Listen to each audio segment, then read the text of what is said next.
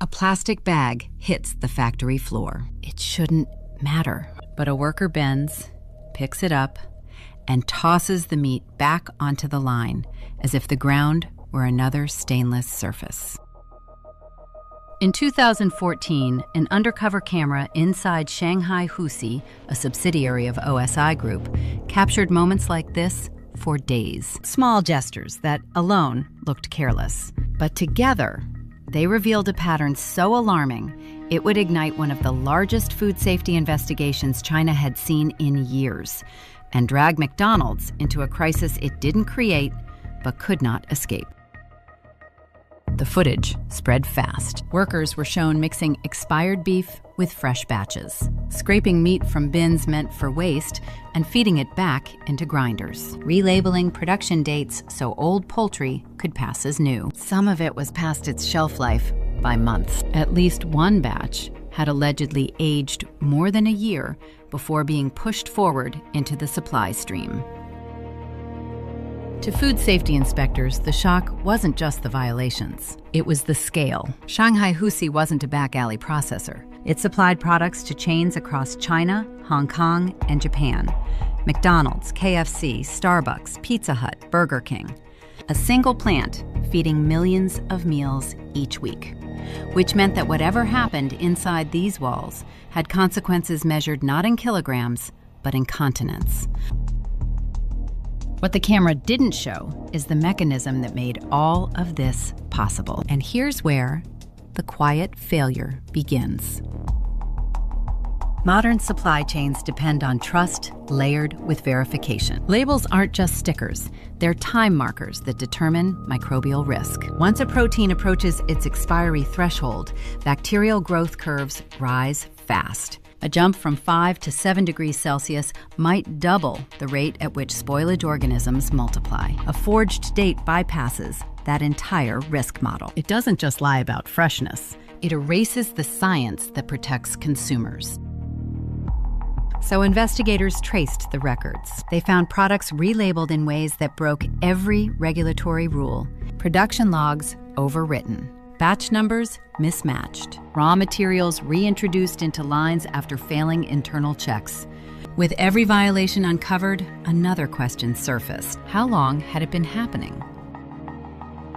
McDonald's wasn't the culprit, but it was the most visible customer. And visibility comes with weight.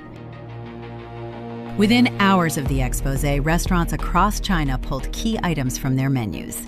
Chicken nuggets, beef patties, anything tied to Shanghai Husi vanished. In some cities, stores removed nearly half their offerings. Hong Kong suspended imports. Japan faced shortages so severe that outlets rationed products. Inside McDonald's Asia headquarters, teams began reconstructing the timeline. They reviewed audits, supplier certifications, temperature logs, compliance records. On paper, the system looked clean. But paper wasn't the problem. A broken practice inside one plant had bypassed every document designed to catch it. And that was the real danger. Systems fail quietly long before the failure becomes visible. China's regulators launched raids. Investigators seized more than 160 tons of product for analysis. Samples were tested for microbial loads, spoilage indicators, chemical markers revealing protein degradation. Results varied, but one detail mattered most. The relabeling alone constituted a food safety violation, independent of what organisms were found, because expiry dates define risk boundaries, and a system built on time collapses when time itself is rewritten. As weeks passed, a deeper pattern emerged. Employees admitted they were under pressure to keep production moving. Waste meant lost yield. Lost yield meant lower efficiency scores. And in a plant measured by tonnage per hour, a single decision to recycle expired meat could ripple across thousands of boxes.